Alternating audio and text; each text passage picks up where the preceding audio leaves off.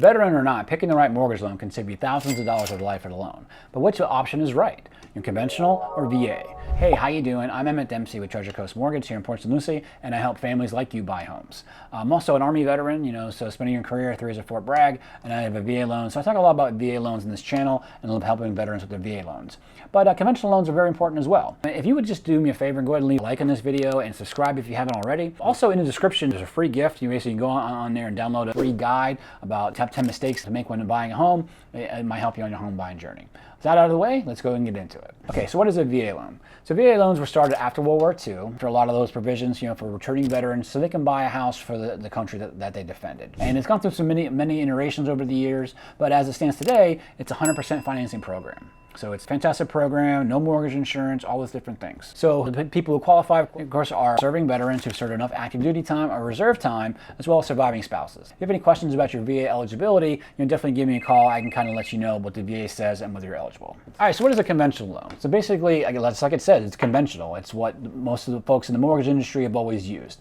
You might know them as Fannie or Freddie. Fannie Mae, Freddie Mac, that's what a lot of your banks will offer. Your standard conventional mortgage, usually 20% down. You put down less than 20%, you have mortgage insurance. And a conventional loan, the minimum is 3% down if you're a first-time home buyer. So conventional loans, are pretty good too. Okay, so what are the key advantages of a VA loan? Of course, no down payment. I mean, 0 is the best number, right, when putting down payment. So no down payment's awesome, but it's also no down payment with no mortgage insurance. So that was an awesome thing. So mortgage insurance, especially on big loans, can be a lot of money per month. So that's eliminated with a VA loan. Generally, VA loan interest rates are also much lower, than a conventional loan would be.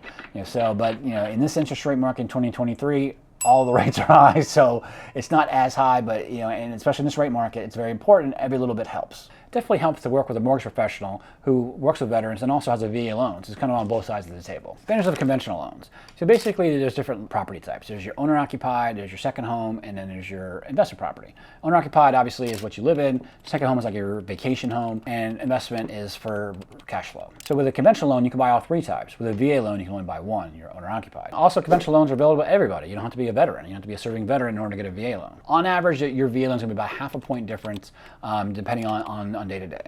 You go to tcmortgage.com and click on today's rates. You can see here, what the rates are. So here's a 30-year conforming loan limit versus your VA rate. You can kind of see how, what the differences are, and then you can check this day by day.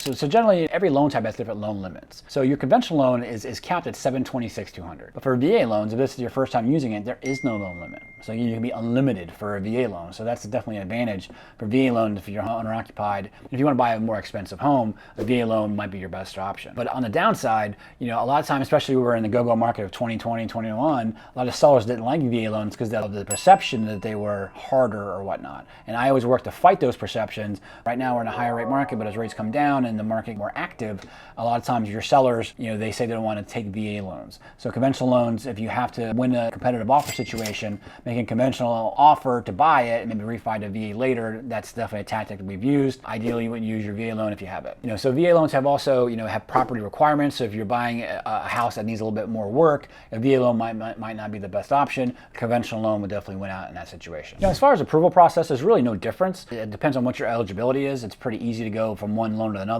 The process is basically exactly the same. You talk with me, we figure out your numbers, and the pre-approval process is basically the same on either loan. There's certain refinance options that each one has. So the VA has a special one. It's called the IRRL loan, or interest rate reduction refinance loan, and that's a very special loan that only veterans have. Basically, you have to have your loan for over 240 days, and you have to have a definite benefit in order to refinance. That basically has to have a certain payment drop. So we did a lot of VA IRRLs when rates dropped. So if you buy now when rates are higher and rates drop, we'll look at your IRRL options. That's definitely a streamlined refinance. Whereas a conventional loan, there is no streamlined product.